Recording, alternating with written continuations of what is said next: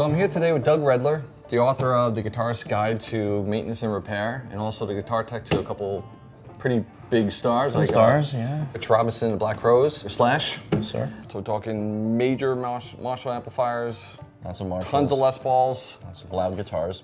I got a banjo.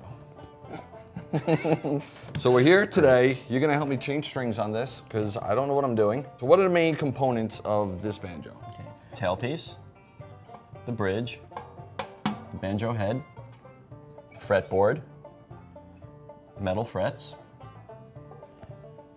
We have the nut. This is the headstock, and these are the tuners. Where do we start to change the strings on this? Okay. Well, the first thing you want to be careful on a banjo because you have a floating bridge. So the first thing we'll do is we'll just pencil mark right around where the bridge is. And that's just to mark the location? Just so we know where it's going to go. It's going to move, and you always want it in the exact same place where you started. Okay, we're just going to loosen the string, going clockwise, just a little bit so it's just nice and so it's loose enough. And we're going to loosen every string individually, one by one. So they're nice and loose, so when you cut them, it doesn't slap back in your face. Okay, we're just gonna cut the strings individually, one by one, holding one end in your hand. So once we've cut the strings, to remove them from the tailpiece, we're just gonna lift up the little lid and roll on a loop. So we'll just take them off one by one. Comes right off, very easy. The bridge is going to move, but it's okay because we have it marked. So now we got the strings off. Are we ready to put strings back on? We're all set. We're going to use the D'Addario 5-string banjo set. All right. We're going to put on these.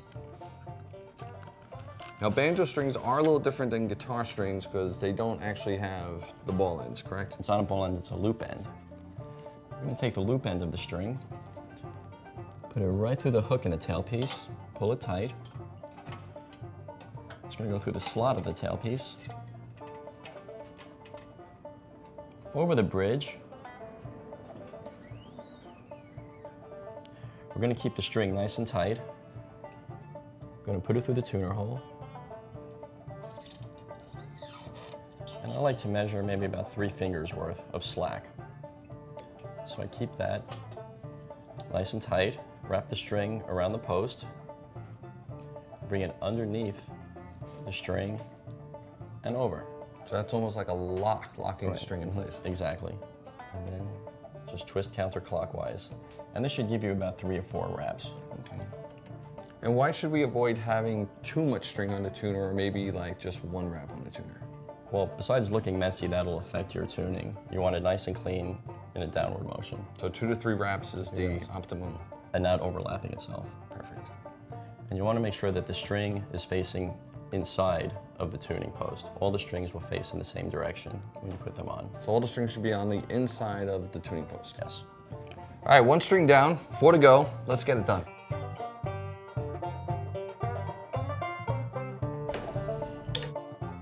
So now we got all the strings on. Is there anything we need to check before we can start tuning this? Okay, well, first we'll flip the cover to the tailpiece back up into place. All right. Make sure the bridge is in place, right in the pencil marks. So just make sure it's in the markings that we made before. Exactly where it was. All right. We cut the strings, now we're gonna tune it up. I'm using my D'Addario headstock tuner, and the tuning is G, D, G, B, and D. All right, now that we're all tuned up, can we start playing it? You're not quite ready to go, Rob. You're gonna have to stretch the strings a little bit before you start playing it. And why is this so important? Well, you need to break the strings in first. If you go to do a gig now and you start playing, it's not gonna stay in tune. All right, so how do we stretch them? All right, very simply, banjo strings are very light, so you don't want to put too much pressure on them.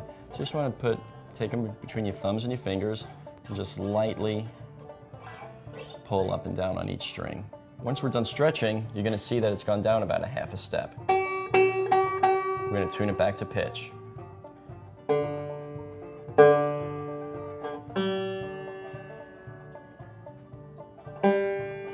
So we're going to stretch each string one by one until the banjo stays in tune. Doug, can't thank you enough. Thanks, Rob.